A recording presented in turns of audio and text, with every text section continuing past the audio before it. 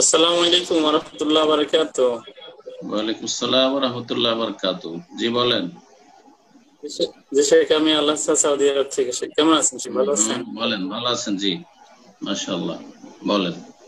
জি শেখ, প্রশ্নটা ইজমা কিয়াস সম্পর্কে আর কি। আমরা ইজমা জানি কিয়াস আমাদের শরীয়তের মূল হলো কোরআন এবং সুন্নাহ। হুম তারপরে দুটি সহায়ক হলো ইজমা এবং কিয়াস। হুম এখন ইজমা এবং কিয়াস কখন আমরা কিভাবে এটার ব্যবহার করব? আর আরেকটা বিষয় হলো এটার সাথে যে কোরআন ও সহিহ সুন্নাহ কোনো একটা আমল, কোনো একটা বিষয় স্পষ্ট থাকার পরেও যদি কেউ কিয়াসের উপর আমল করে, তার বিধান কি? লম্বা লেকচার। আপনার প্রশ্ন হচ্ছে লম্বা লেকচার। দিন ইসলামের উৎস হচ্ছে আল কোরআনুল কারীম। প্রথম মানে দিন ইসলাম নিতে হবে প্রথম কোরআনে কারীম থেকে। যদি কোরআনে কারীম পেয়ে গেলাম তো আলহামদুলিল্লাহ, ডিটেলসে পেয়ে গেলাম আলহামদুলিল্লাহ, সংক্ষেপে যতটুকু পেলাম বাকি ব্যাখ্যাটা যদি কোরআনে কারীমে না পাই বিস্তারিত, তাহলে রাসূলুল্লাহ সাল্লাল্লাহু আলাইহি ওয়াসাল্লামের হাদিসের দিকে, সুন্নাহর দিকে ফিরে আসবো। দ্বিতীয়, দিন ইসলামের উৎস হচ্ছে সুন্নাহ বা হাদিস।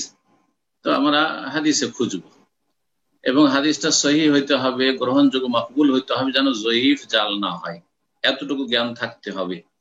আর যে বিষয়টি জিজ্ঞেস করেছেন আপনি, সেটা সাধারণ জনগণের নয়, এগুলি কাজ হচ্ছে আলেমদের কাজ। আর জনগণের কাজ হচ্ছে যে যারা ভালো আলেম তাদের কাছ থেকে দিন শিখবে, দলিল সহকারে শেখার চেষ্টা করবে যে দলিল সহকারে কিছু কিছু দলিল শিখি। সব দলিল সম্ভব নয়, কিন্তু অন্তত চোখ খুলে থাকবে, অন্ধভাবে অনুসরণ করবে না, যাতে করে গর্তে না ফেলে দেয় নিয়ে। তো দুটো হয়ে গেল। তৃতীয় যেটা জিজ্ঞাসা করে ইজমা এবং কিয়াস সম্পর্কে, তৃতীয় ইজমা, চতুর্থ কিয়াস। ইজমা মানে হচ্ছে উম্মতের বড় বড় উলামায়ে কেরামদের ঐক্যমত। এই ইজমা রাসূলুল্লাহ ও সাহাবায়ে কেরামদের পরে এমন কোন মাসালা নেই যে মাসালাতে ইজমা হয়েছে, এমন দাবি করাটা বড়ই মুশকিল। কারণ সারা পৃথিবীতে যখন দূর দূরান্ত পর্যন্ত ছড়িয়ে গেছেন মুসলিমরা বা উলামায়ে কেরাম, তারপরে সবাই এক জায়গায় হয়ে একমত হবেন কোন বিষয়ে, এটা খুব জটিল বিষয়। সুতরাং এই জন্য অনেক উলামারা বলেছেন ওয়ালি ইজমা ইজমা ও সাহাবা। আসল ইজমা হচ্ছে সাহাবায়ে কেরামদের ইজমা। ইজমার অর্থ সর্বসম্মতিক্রমে কোনো কিছুর স্বীকৃতি, মানে এই নয় যে কোরআনের আয়াতের বিরুদ্ধে অথবা রাসূলুল্লাহ সাল্লাল্লাহু আলাইহি ওয়াসাল্লাম সহিহ হাদিসের বিরুদ্ধে, না, মোটেই না। কথা বোঝা গেছে না? তো এই ইজমার অপব্যবহার করে থাকে বিদআতপন্থীরা, ইজমার অপব্যবহার করে থাকে। যারা মযহাব মানাকে ফরজ বলে, তারা এই অপব্যবহারটা করে এইখানে।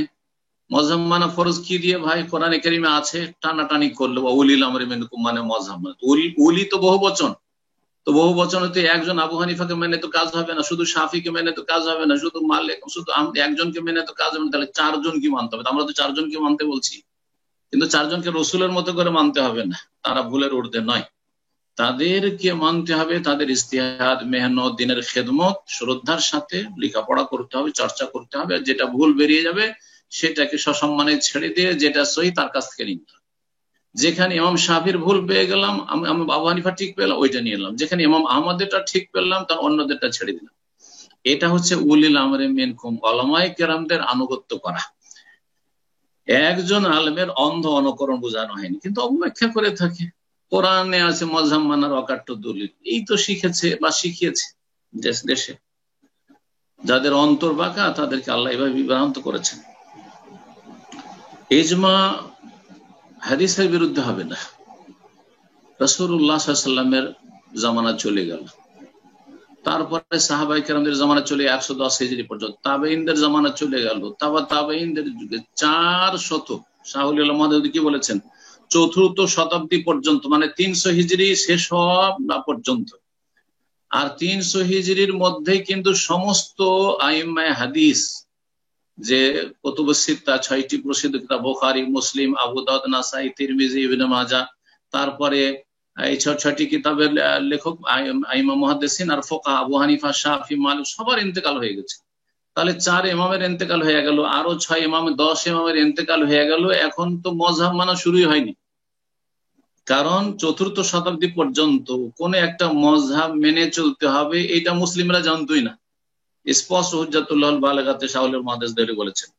এলাম আন্নান নাসা কানু ক্বাবলাল মিয়াতির রাবিয়াতি গায়রু মুজতামিইনা আলা তাকলিদিল খালিস লিমাযহাবিন ওয়াহিদিন বিআইনিহি।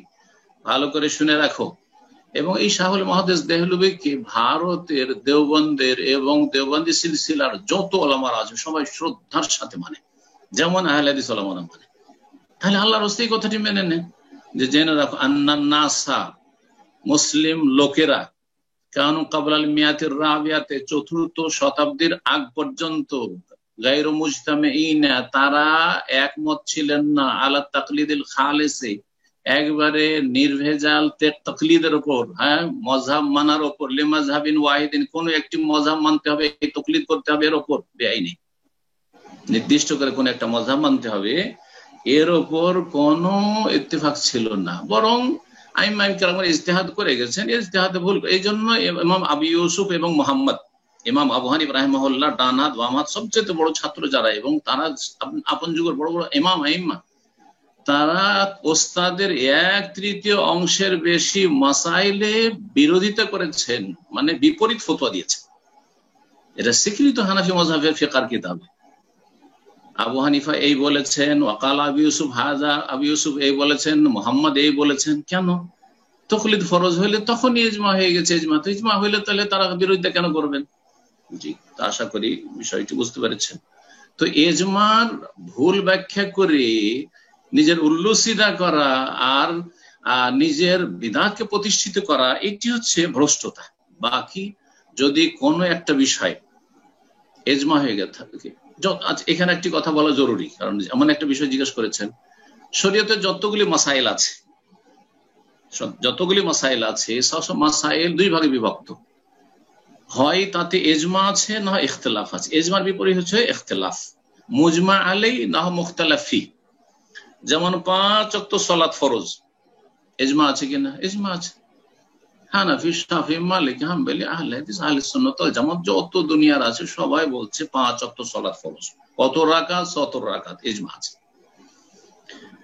ইখতিলাফ এই 5 ওয়াক্ত জামাত সহকারে পড়া, পুরুষদের জামাতে সালাত আদায় করা মসজিদে গিয়ে ফরজ না সুন্নাতে মুআক্কাদা, ইখতিলাফ আছে। ইজমা নেই, ইখতিলাফ আছে। এইভাবে প্রতিটি মাসাইলে আপনি দেখবেন হাজার হাজার মাসাইলে কিছুতে ইজমা আছে। রমজান মাসের সিয়াম ফরজ, ইজমা আছে। যাকাত দিতে হবে, স্বর্ণে যাকাত দিতে হবে, হ্যাঁ চাঁদিতে যাকাত দিতে হবে, খাদ্যদ্রব্যে যাকাত দিতে হবে, ব্যবসায়ী সামগ্রী যাকাত, এগুলো ইজমা আছে যে যাকাত দিতে হবে। কিন্তু অলংকারে ব্যবহৃত স্বর্ণে বা চাঁদিতে অলংকার যেগুলি ব্যবহারের জন্য রাখা হয় সেগুলিতে যাকাত লাগবে কিনা, ইজমা নেই, ইখতিলাফ আছে। জি হ্যাঁ, কিন্তু ইজমাটা নিতে হবে কিসের আলোকে? কোরআন এবং হাদিসের আলোকে। আবার বলছি, এমন কোন ইজমার নজির নেই কোরআন এবং হাদিসের বিপরীত, কোরআন এবং হাদিসের নেই, আর জবরদস্তি গায়ের জোরে কেউ ইজমা করে নেবে এই অধিকার কারণ নেই। এবং এইরকম ভ্রষ্টতা কোন আলেমরা কেউ জীবনে করেননি। সুতরাং এই চোরা রাস্তা দিয়ে বেদাতকে সাব্যস্ত করার চেষ্টা করবেন না। কিয়াস মানে হচ্ছে যে কোরআন এবং হাদিসে একটা স্পষ্ট মাসআলা আছে, আর একটা আমাদের কাছে নতুন সমস্যা এসছে। এই যুগে, এই যান্ত্রিক সভ্যতার যুগে অনেক নতুন নতুন ব্যবসা বাণিজ্য আসছে, অনেক কিছু আসছে। এখন এগুলি জায়েজ কিনা, কারণ কোরআন এবং হাদিসে খুঁজে পাবো কোথায়? তখন এই নতুন যে সমস্যা রয়েছে, এই সমস্যার সমাধানকে পুরাতন একটি কথা, পুরাতন যুগে যে সমস্যা ছিল তার সমাধান কোরআন এবং হাদিসে আছে, তার উপর কিয়াস করা, মানে ওটার সাথে যেহেতু সদৃশ্যতা আছে সেজন্য সেই হুকুমটাকে এখানে ফিট করা।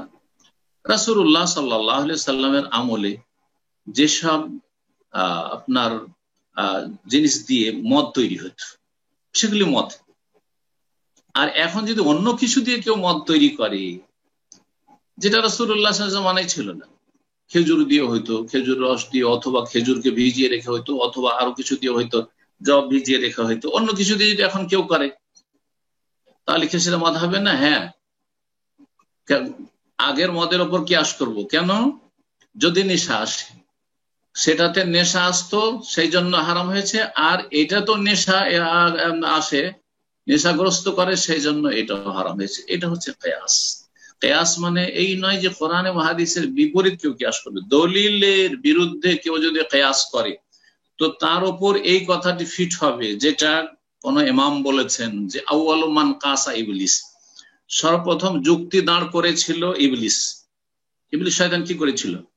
আদম আলাইহিস সালামকে আল্লাহ সৃষ্টি করলেন, আর যেহেতু ইবলিস থাকছিল ফেরেশতা মালাইকার সাথে, তো মালাইকা সেজদা করছে, তুমিও সেজদা করো, কারণ তুমি তো মালাইকার দলে শামিল হয়ে আছো, তোমাকে সেজদা করতে হবে। উসজুদু লি আদম ফাসাজাদু ইল্লা ইবলিস, সমস্ত মালাইকা সেজদা করলেন, কিন্তু ইবলিস বলছেন না, আনা খায়রু মিনহু, আমি আদমকে সেজদা করতে পারি না, তার চাইতে শ্রেষ্ঠ। আরে জিবরাইল মিকাইল কেউ তো বললেন না যে আমি শ্রেষ্ঠ, আমরা সেজদা করব না, কিন্তু ইবলিস বললো যে না, আমি তার চাইতে শ্রেষ্ঠ, সিনিয়র। যুক্তি কি দাঁড় করলো? খালাকতানি মিন নারিন ওয়া খালাকতাহু মিন তিন, আমাকে আগুন দিয়ে সৃষ্টি করেছে, আর তাকে মাটি দিয়ে সৃষ্টি করেছে, আগুন কি করে ঝুঁকতে পারে মাটির সামনে? তো কেউ যদি কোরআন এবং হাদিসের বিরুদ্ধে কিয়াস করে তাহলে তার সম্পর্কে বলবো যে সেই ব্যক্তির মধ্যে ইবলিসি চরিত্র আছে, ইবলিসি আকীদা আছে, ইবলিসি আচরণ আছে, ইবলিসের দৃষ্টিভঙ্গি নিয়ে সে দিন ধর্ম করছে। আল্লাহ যেন বুঝার তৌফিক দান করেন। জাযাকুমুল্লাহ।